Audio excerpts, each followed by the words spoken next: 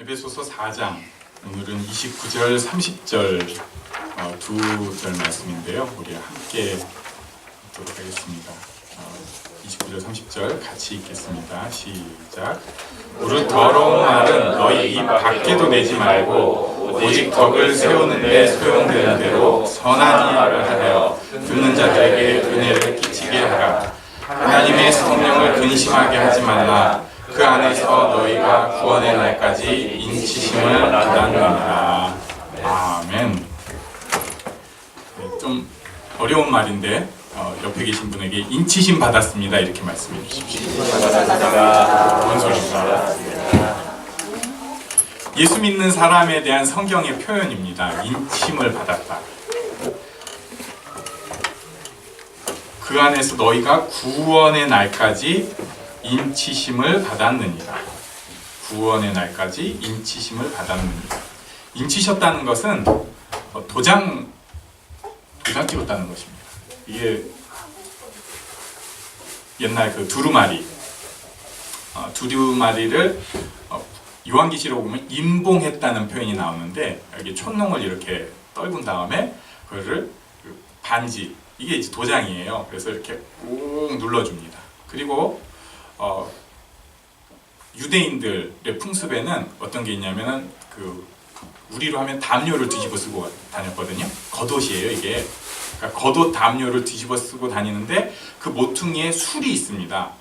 그 술이 매듭이 이렇게 꼬여 있는데 이 매듭이 다 각자 좀 개성이 있어요. 그래서 그 특별한 자기 매듭으로 저런 데다 이렇게 꾹 찍어주는 거예요. 그러면은 우리하고 보면은 그냥 뭐 이 매듭이 저 매듭 같고 저 매듭이 이 매듭 같지만 그 사람들은 이제 항상 그걸 보니까 이거 김종욱 찍은 건데 이거? 이런 생각이 드는 거죠. 그런 것을 인쳤다고 표현을 합니다. 에베소서 1장 13절, 고린도 후서 1장 22절에도 이 말씀이 있습니다. 한번 같이 두 구절을 같이 읽겠습니다. 시작. 그 안에서 너희도 진리의 말씀, 곧 너희의 구원의 복음을 듣고 그 안에서 또한 믿어 약속의 성령으로 인치심을 받았으니, 계속 있습니다. 저가 또한 우리에게 인치시고 보증으로 성령을 우리 마음에 주셨느니라. 아멘. 에베소서에 또 그러니까 인치셨다는 말이, 성령으로 인치셨다는 말이 두 번이 나왔고요. 그리고 고린도 후서에도 인치셨다. 그리고 그것을 성령으로 인친 게 뭐냐? 성령으로 보증해 주셨다. 이렇게 말씀을 하는 것이에요. 이제 좀 다 잊어버렸지만 좀 오래전에 계시록 성경 공부할 때 나온 또 인침 표현이 계시록 7장 3절과 4절입니다. 이르되 우리가 우리 하나님의 종들의 이마에 인치기까지 땅이나 바다나 나무들을 해하지 말라 하더라. 내가 인침을 받은 자의 수를 들으니 이스라엘 자손의 각 지파 중에서 인침을 받은 자들이 14만 4천이니. 여기 이제 사람한테 인치는 표현까지 나오는데 계시록 7장에 이것은 소유의 표현입니다. 내 거다. 종한테 이렇게 옛날에 인쳤다고도 하는데 하나님께서 보이지는 않지만 도장 찍어 주셨다는 거예요. 좀 다른 말로, 요새 말로 바꾸면 성령으로 사인해 주신 것입니다. 하나님께서 인간 사이에 약속에 사인을 하신 거예요. 너는 내 것이다. 너는 내 자녀다. 너는 천국의 백성이다. 하나님께서 사인을 해주신 것입니다. 우리가 예수를 주로 고백해요. 예수가 하나님의 아들이다 이렇게 인정합니다. 그리고 하나님의 그 넓은 구원 계획 속에서 예수님 통해서 내 인생의 의미를 그리고 내 진정한 삶을 찾습니다. 이것을 다른 표현으로 십자가 앞에 내 죄가 모두 씻겨졌다 이런 표현을 쓰기도 하는데 이것을 하나님께서 성령으로 사인해 주신 거예요. 그냥 한번 믿고 끝 이게 아니라 그 믿은 그 사람을 하나님께서 사인을 해가지고 넌 내 거야. 맞아. 네 고백이 진짜 고백이야. 다른 일이 있어도 넌 내 거야. 이렇게 하나님께서 인정을 해주신 것입니다. 그런데 문제가 있습니다. 하나님께서는 사인을 해주셨는데 우리는 멋대로 살아요. 계약의 한 당사자가 난 네 아버지겠다. 나는 너를 보호하겠다. 너는 내 백성이다. 이렇게 딱 해줬는데 반대쪽 당사자인 저는 멋대로 사는 거예요. 좀 심하게 표현하면 마귀 자녀처럼 삽니다. 자기 자신을 괴롭혀요. 남의 것 도둑질하고 자기 인생을 도둑질합니다. 망가뜨려버립니다. 사람을 속이고 자기도 속입니다. 인격이 무너집니다. 분명히 예수 믿는 사람인데 내가 이게 막 인침 받은 사람답지 않게 사는 거예요. 그래서 오늘 30절 말씀에 뭐라고 말씀하냐면 하나님의 성령을 근심하게 하지 말라고 표현하는 것입니다. 그러니까 우리가 계약 당사자인데 막 사는 것을 뭐라고 오늘 에베소서 4장 말씀은 표현하냐면 하나님의 성령이 근심하신다. 하나님의 성령이 근심하신다. 이렇게 하나님의 성령을 근심하게 하는 사람에 대해서 본문에 처방이 있는데 지난주 말씀 28절 말씀에는 도둑질하는 자는 다시 도둑질하지 말고 돌이켜 가난한 자에게 구제할 수 있도록 자기 손으로 수고하여 선한 일을 하라. 이런 처방을 주셨던 거예요. 도둑질하는 자는 구제해라.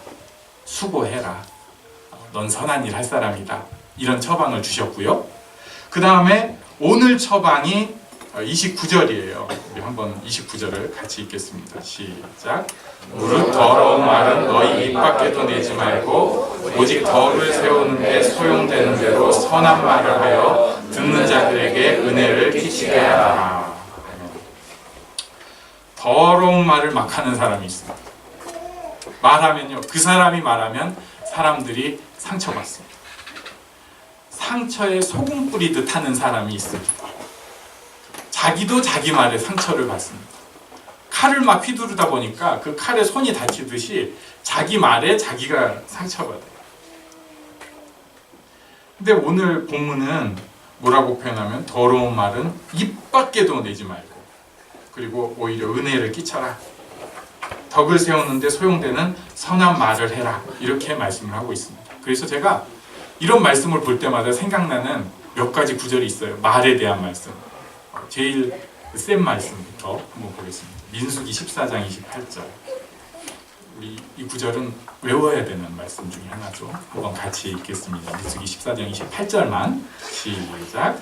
그들에게 이르기를 여호와의 말씀에 내 삶을 두고 맹세하노라. 너희 말이 내 귀에 들린 대로 내가 너희에게 행하리니. 너희 말이 내 귀에 들린 대로. 그러니까 우리 말이 하나님 앞에 들린 대로 하나님께서 행하신다는 거예요. 이때 이 사람들의 정황은 뭐였냐면 하나님 원망하는 거예요. 우리를 왜 여기 광야로 이렇게 이끌고 왔느냐. 애굽에 우리 죽을 데가 없었냐. 그리고 우리는 메뚜기다 같다고. 저 사람들은 저 거인족에다가 힘이 장사해가지고 우리랑은 게임이 안 된다고. 이런 말을 한 사람들. 결국 광야에서 다 죽었어요. 그런데 거기서 다른 말을 한 사람들이 있었죠. 그 거인족 보면서 실제로 등치가 컸을 거예요. 근데 그 사람들 보면서 그들은 우리의 밥이다. 등치 커도 가서 우리가 떠먹듯이 하면 된다. 이렇게 한 갈렙과 여호수아는 노년에 80 넘어가지고 막 그곳을 가나안 땅을 점령하는 노익장을 과시하는 사람이 됩니다. 저는 이 말씀이 우리에게도 적용이 된다고 봅니다. 하나님 앞에 말로 지금부터 인생을 바꿔가는 사람이 될 수 있어요. 제가 이 설교를 처음 들은 게 제 기억으로 22살 때였습니다. 처음은 아니겠지만 그때 굉장히 감명 깊게 들었는데, 그런데 그때 그 목사님이 예화를 듣는데 뭐라고 그랬냐면, 저는 18살부터 말의 힘을 생각했습니다. 그러니까 제가 그때 22살짜리, 2살인지 3살인지 좀 헷갈리는데, 아무튼 그 20대 초반 애가 어떤 생각을 했냐면, 난 벌써 베린 몸인가? 자기 18살부터 했다고. 그러면서 이 얘기를 하는 거예요. 말을 바꾸는 힘이 너의 인생을 바꾼다. 지금부터 바꾸라. 지금부터. 그러니까 부정적인 말이나 저주하는 말이 아니라, 불평하고 한숨 섞인 말이 아니라, 할 수 있으면 긍정하는 말, 할 수 있으면 축복하는 말, 이런 말로 바꾸라는 거예요. 하나님께서 들은 대로 해주신다는 것이죠. 여러분, 그런 입술의 축복을 꼭 받으시기를 바랍니다. 여러분 다 잘 될 거예요.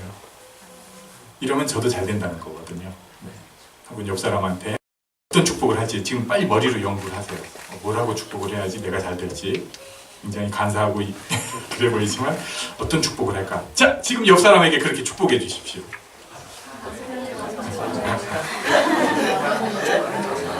네, 더 예뻐질 거예요. 사랑받을 것입니다. 매력이 넘쳐요. 머리털이 많이 날 것 같아요. 뭐 그런 거. 또 이 구절에 굉장히 좋은 연결되는 말씀이 있는데, 잠언 25장 11절입니다. 경우에 합당한 말이 뭐라고 하죠? 네, 아로새긴 은쟁반에 금사가. 그러니까 아로새겼다는 것은 세공을 하는 것을 뜻하죠. 그냥 은쟁반, 저는 본 적만 있지 써본 적은 없어요. 그런데 그게 이렇게 굉장히 세공을 한 은쟁반에 금사와 같은 아주 고운 것이 경우에 합당한 말이라는 거예요. 그래서 교회에서 잘 배운 사람들, 입에 축복의 말, 격려의 말, 좋은 말만 합니다. 네, 이거 좋습니다. 그리고 확실히 그런 사람들 생각보다 잘 살아요. 확실히 그건 확실한 것 같아요. 그 사람 자기 그것보다는 훨씬 잘 사는 것 같아요. 그런데 문제는 속이 안 변해요. 입만 변한 사람들이 있어요. 인사치레만 잘합니다. 가식만 늘어갑니다. 서비스, 접대성 멘트만 늘어갑니다. 이런 것은 바리새인의 말입니다. 이것에 대해서 마태복음 15장 8절에 이런 말씀이 있습니다. 이 백성이 입술로는 나를 공경하되 마음은 내게서 멀도다.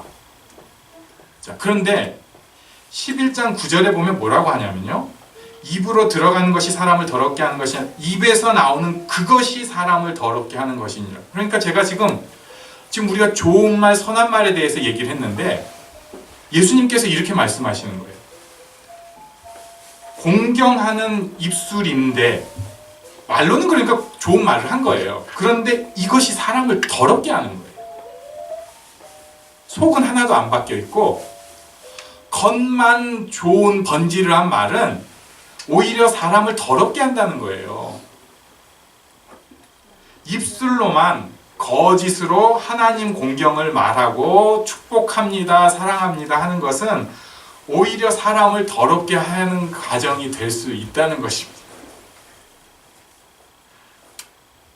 우리가 그런 거 많이 봐요.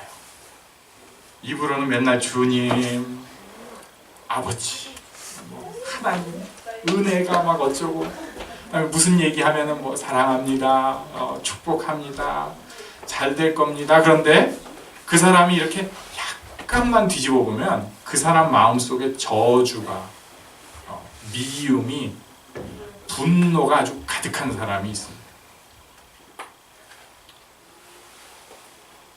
제가 그것을 여러 가지로 느꼈는데요. 오늘은 우리 또 세연이 돌이기도 했으니까 옛날 얘기를 생각합니다. 부모님들이 교회에서 굉장히 죄송합니다만 가식을 잘 떠는 사람들이 있어요. 그런데 애들이요, 그 부모 모습을 그대로 보여줍니다. 그러니까 제가 전에도 얘기했지만 교육부서 맡은 사람들이 좀 똑똑한 사람이면 이 사람들은 정보를 다 갖고 있어요. 부모가 이제 그 속에 저주와 분노와 미움이 있고 겉으로는 젠틀한 사람, 이런 사람 많잖아요. 사실 우리가 거의 그런데, 그러면은 애도 똑같이 그 마음을 그대로 갖고 또 똑같이 숨기고 살아요. 야.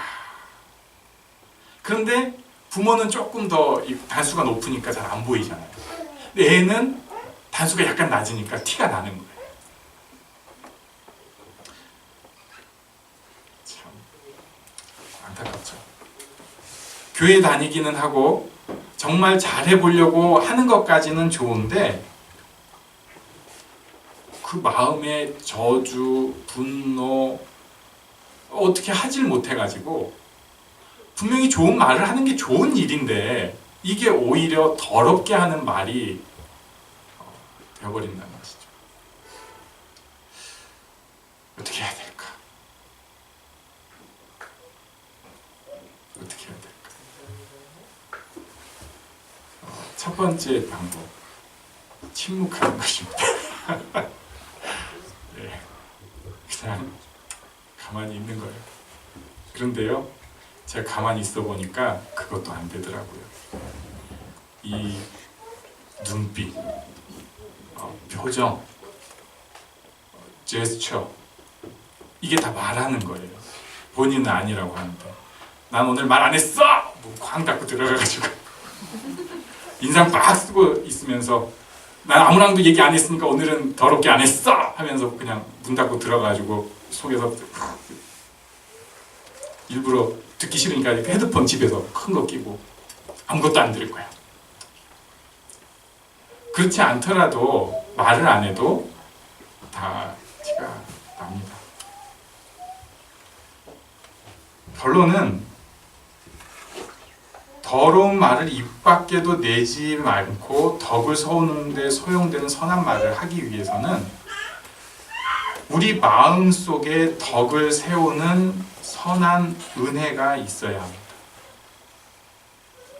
용서가 있어야 합니다. 용납이 있어야 합니다. 축복이 있어야 합니다. 근데 이게 어렵습니다. 이번 주에 누구랑 이제 얘기하다가 그게 또 생각이 났는데요. 모르겠어요. 우리가 어려서부터 아무 상처도 없이 자란 사람이면 누가 말로 툭 찔러도 아무렇지도 않아요. 뭐 그 정도쯤이야 그냥 뭐 이렇게 할 수 있다고요. 그런데 우리가 사실은 티를 안 내서 그렇지 여기저기 상처기가 많잖아요. 많이 다친 지금 전장에서 굉장히 그 부상병들이거든요. 그런데 거기에다가 누가 톡 건드리면은 그 사람은 분명히 데미지 1 줬는데 나는 데미지 10 받는 거예요. 데미지 100 받는 거예요. 막 너무너무 아파요. 그래서 내게 있는 이 아픔들, 상처들을 배출해내는 작업을 해야 합니다.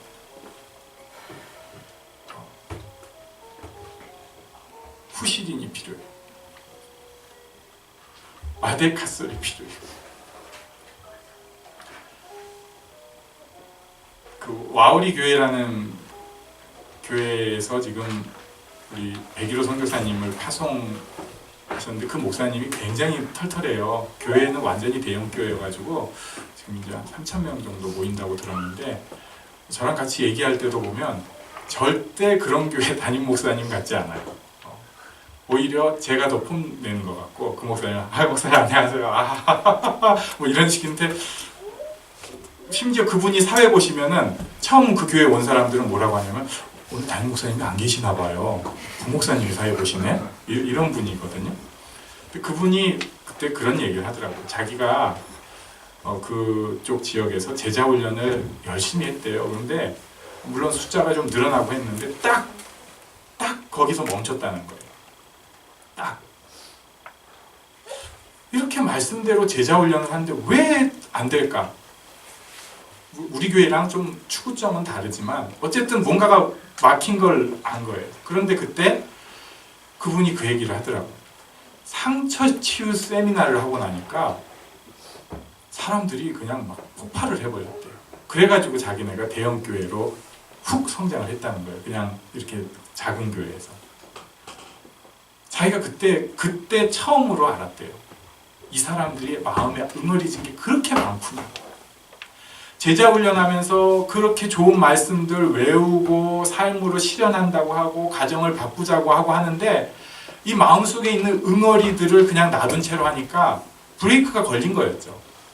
그런데 상처 치유 세미나를 통해서 이걸 건드려 주니까 이 사람들이 이게 말씀으로 확 회복이 되면서 굉장히 자유로워지고 성장하게 됐다는 거예요. 제가 그때 공감을 굉장히 했어요. 그런데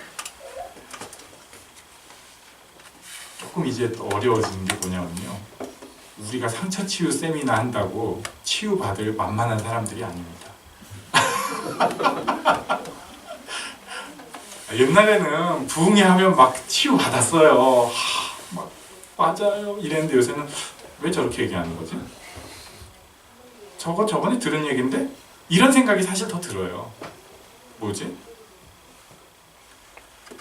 진짜 치료는요 사실 치유 세미나고 뭐 부흥회고 뭐고 상담이고 도움이 되는데 사실은 말 그대로 도움입니다. 내가 고쳐야 돼요. 나를 하나님께서 주신 힘으로. 이것을 시편의 표현으로 하면 토설이라고 표현합니다. 상한 심령을 하나님 앞에 내놓는 것입니다. 자기의 그 아픈 마음을 하나님 앞에 토하는 것입니다. 시편을 보면 그래서 어떨 때는 누군가에 대한 저주가 막 엄청나게 나와요. 저는 차마 마음 약해서 그렇게 저주 못하겠는 저주를 시편 기자가 막 저주를 해요. 아니 왜 상대방만 욕하지 그 자식까지 욕하냐고요. 그런 건 반칙이잖아요. 근데 막 시편 기자가 그런 식으로 욕을 해요. 하나님 앞에 자기 안에 있는 응어리를 토해내는 것입니다. 자기 안에 있는 아픔을 하나님 앞에 고백하는 거예요. 인정하는 것입니다. 그래서 하나님께서 원하시는 제사는 상한 심령이라고 말씀하시는 거죠. 내 옛 모습에서도 하는 게 생각나면 하나님 제게 이런 모습이 있습니다. 고백하는 것입니다. 하나님 제가 아픕니다. 지금 현실의 모습에서 저주받고 또 저주하고 미움받고 미워하는 나를 하나님 앞에 고백하는 거예요. 이럴 때 우리의 마음이 하나님의 인친 사람답게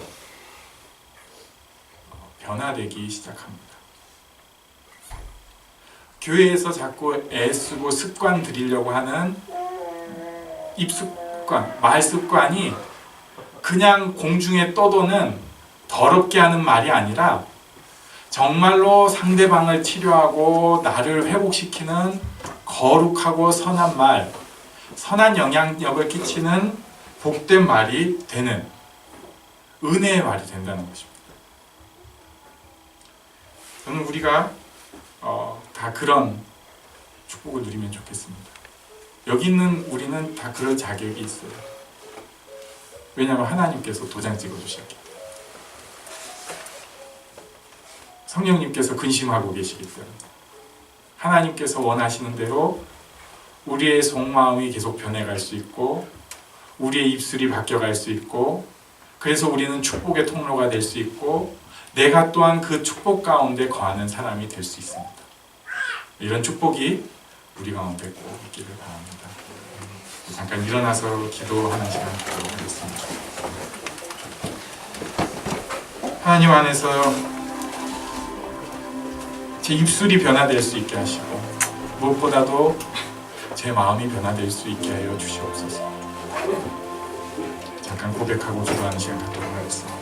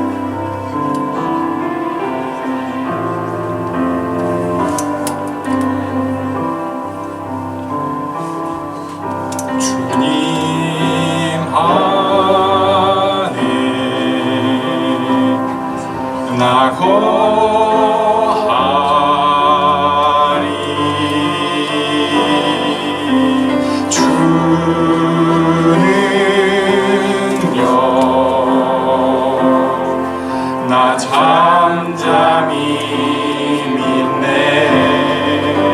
거친 파도 날 향해 와도 주와 함께 날아오르니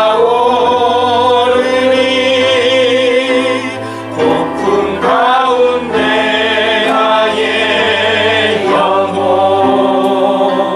잠잠하게 주를 보리라. 잠잠하게